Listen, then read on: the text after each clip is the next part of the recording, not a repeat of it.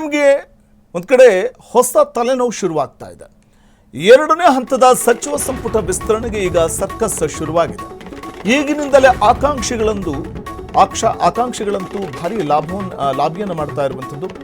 ನಾನು ಸಚಿವ ಸ್ಥಾನದ ಪ್ರಬಲ ಆಕಾಂಕ್ಷಿ ಅಂತ ಹೇಳ್ತಾ ಇದ್ದಾರೆ ಬಾಗಲಕೋಟೆಯಲ್ಲಿ ಶಾಸಕ ಜೆ.ಟಿ. ಪಾಟೀಲ್. ನಾನು ಸಚಿವ ಸ್ಥಾನದ ಪ್ರಬಲ ಆಕಾಂಕ್ಷಿಯಾಗಿದ್ದೇನೆ ಅಂದಿದ್ದಾರೆ.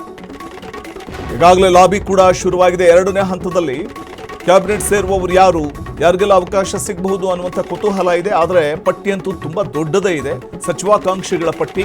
ಹಾಗಾದ್ರೆ ಯಾರಿಗೆಲ್ಲ ಅವಕಾಶ ಸಿಗಬಹುದು? ಈ ಕುತೂಹಲದ ನಡುವೆ ಒಂದ್ ಕಡೆ ಬಾಗಲಕೋಟೆಯಲ್ಲಿ ಶಾಸಕ ಜೆ.ಟಿ. ಪಾಟೀಲ್ ಮಾತ್ರ ಬಹಳ ಕಾನ್ಫಿಡೆಂಟ್ ಆಗಿದ್ದಾರೆ. ನಾನು ಕೂಡ ಸಚಿವ ಸ್ಥಾನದ ಪ್ರಬಲ ಆಕಾಂಕ್ಷಿ ಅಂತ. ಹೈಕಮಾಂಡ್ ಮಟ್ಟದಲ್ಲಿ ಹೆಸರು ಮುಂಚೂಣಿಯಲ್ಲಿದೆ.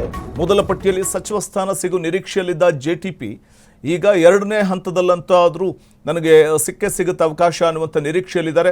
ಬಾಗಲಕೋಟೆ ರಾಜಕಾರಣದಲ್ಲಿ ಭಾರಿ ಸಂಚಲನ ಮೂಡಿಸ್ತಾ ಇದೆ ಅವರ ಹೇಳಿಕೆ.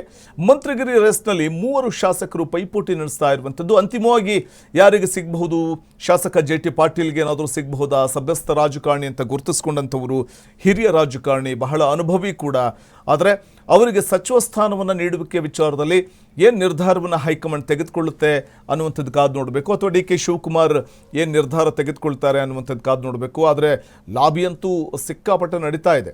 ಬಾಗಲಕೋಟೆ ಅಂತ ಬಂದಾಗ ನಾವು ಅಲ್ಲಿ ಜೆ.ಟಿ. ಪಾಟೀಲ್ ಅವರು ಕಾಂಗ್ರೆಸ್ ಪಕ್ಷವನ್ನು ಸದೃಢಗೊಳಿಸುವಂಥ ನಿಟ್ಟಿನಲ್ಲಿ, ಪಕ್ಷವನ್ನು ಬಲವರ್ಧನೆ ಮಾಡುವಂಥ ನಿಟ್ಟಿನಲ್ಲಿ, ಮತ್ತು ಪ್ರಮುಖವಾಗಿ ಪಕ್ಷವನ್ನು ಈ ಬಾರಿ 2023 ಅಸೆಂಬ್ಲಿ ಚುನಾವಣೆಯಲ್ಲಿ ಪಕ್ಷ ಅಧಿಕಾರದ ಗದ್ದುಗೆ ಏರಲಿಕ್ಕೆ ಕಾರಣೀಭೂತರಾದಂಥವರಲ್ಲಿ ಆ ಭಾಗದಲ್ಲಿ ಜೆ.ಟಿ. ಪಾಟೀಲ್ ಕೂಡ ಒಬ್ಬರು.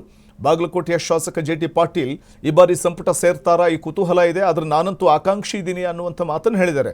ಲಾಬಿ ಅಂತೂ ನಡೀತಾ ಇದೆ. ಸಿಗುತ್ತಾ ಜೆ.ಟಿ. ಪಾಟೀಲ್ಗೆ ಸಚಿವ ಸ್ಥಾನ? ಕಾದು ನೋಡಬೇಕು.